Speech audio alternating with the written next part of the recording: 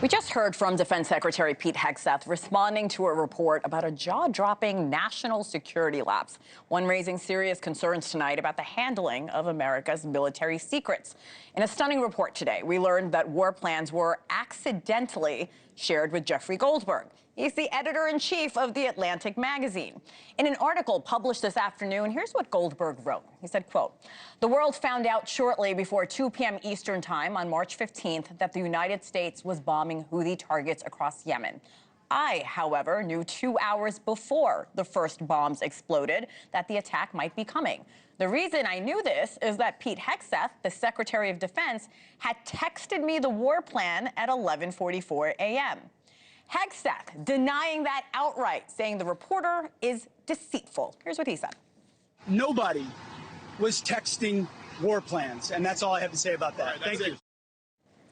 Let's go right to NewsNation's Kellie Meyer, live for us at the White House. Hey, Kellie, this is astonishing news today. Goldberg says he saw precise information on weapons, targets, timing. How's the administration responding?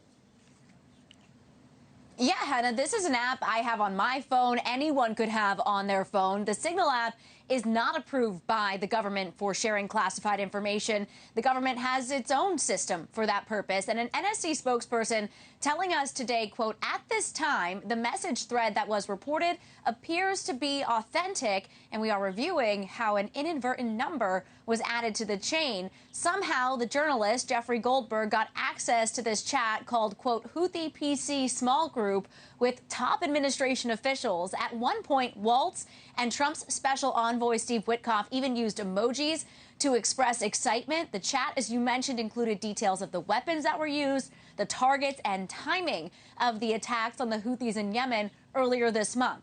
Take a listen to Trump. I know nothing about it. You're saying that they had what? They were using Signal to coordinate on sensitive materials and Having to do with what? Having to do with what? What were they talking about? With the Houthis. The Houthis? You mean the attack on the Houthis? Right. Well, it couldn't have been very effective because the attack was very effective. I can tell you that. I don't know anything about it. You're telling me about it for the first time. The president saying earlier today he didn't know anything about it. Senate Majority Leader John Thune saying, quote, "We're just finding out about it, but obviously we've got to run it to ground and figure out what went on there." And House Speaker Mike Johnson says Walt, Hegseth, they should not be disciplined over war plans in that Signal chat. The White House press secretary telling us President Trump has, quote, "the utmost confidence in his national security team," and that includes National Security Advisor Mike Waltz. Hannah? Kellie, that's a huge story, but there's another huge story I want to ask you about. Members of the administration set to visit Greenland this week. Trump defended that visit, saying it's friendly. The prime minister is calling the visit highly aggressive. What's the latest there? Yeah, so we know that Second Lady Uja Vance is going there later this week for a trip. She will also watch the dog sled racing there. We also know that U.S. National Security Advisor Mike Waltz, along with the Energy Secretary, will be there as well. It comes as the president has been upping his rhetoric about wanting to purchase Greenland. He says this would be a key national security win. We also heard from him earlier on this. I wanted to play what he had to say. But we've been invited, and they really like the idea because they have been somewhat abandoned, as you know. They haven't been taken good care of. And I think Greenland's going to be something that maybe is in our future.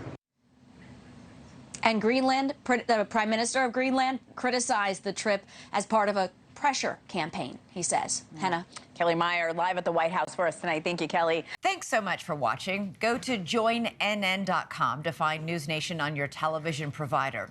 And don't forget to click the red subscribe button below to get more of NewsNation's fact-driven, unbiased coverage.